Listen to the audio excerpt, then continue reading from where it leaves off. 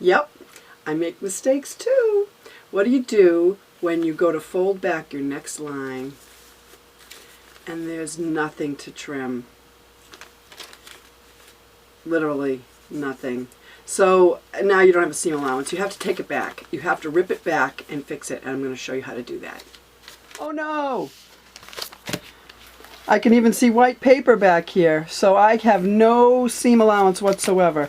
I must have misplaced this piece when I put it on and I didn't catch it. So I have since put on another piece after that. It's not a heck of a big problem, but it's going to take you a little bit of time. And you don't want your papers to rip while you're doing it. So the first thing you need is some regular old tape. And I just tape where I'm going to rip the seams so that I don't lose that paper. I don't want the paper to come off. And then I start to rip. Now, you can use a regular seam ripper, but these stitches are so small, it's really hard to get in there. Sometimes you can't even get the tip of your seam ripper under that. It seems to be working for me, but I'm going to show you another thing that you can use. This is actually an eyebrow trimmer. You can also use a nose hair trimmer. And what you're going to do is just separate the two pieces, and I can just release them with the eyebrow trimmer. Once I get it past a certain point, I can actually hold it with my hand while I'm releasing the stitches, and then it comes by quicker. And it doesn't hurt your fabric.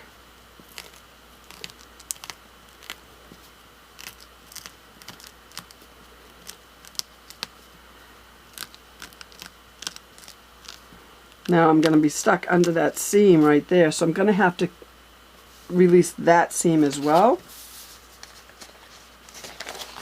which is just a little tiny bit here.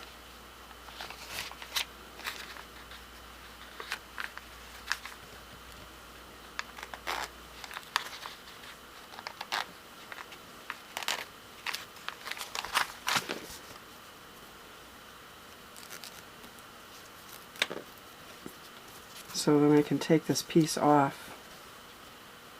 And I encourage people to not throw away their template pieces until they're done with the project, just for this reason. I happen to have some extra fabric, and I'm going to cut a new piece and replace it. If I didn't have any more fabric and a new piece to cut, I could still use this one, but I would give myself the tiniest little bit of seam allowance with the smallest possible stitch I can use.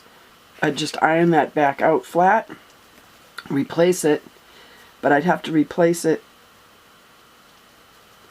and I can see that if I were to do it here, it wouldn't work. It has to be way up there. So I would have to give myself just 1/8 of an inch seam allowance here. So the mission is to put that back on and then fold this up and then restitch the end of that seam.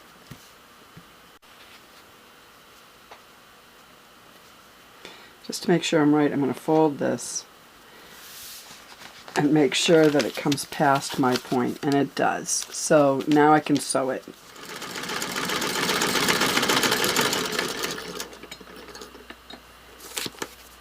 So I sewed right over the tape.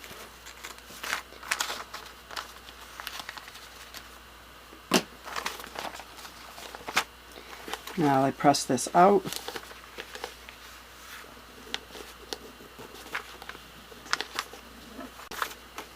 And now this one has to go back into place because it's flapping open. So I just fold that back and stitch the end of that seam as well. So I'm just going to start up here and stitch that.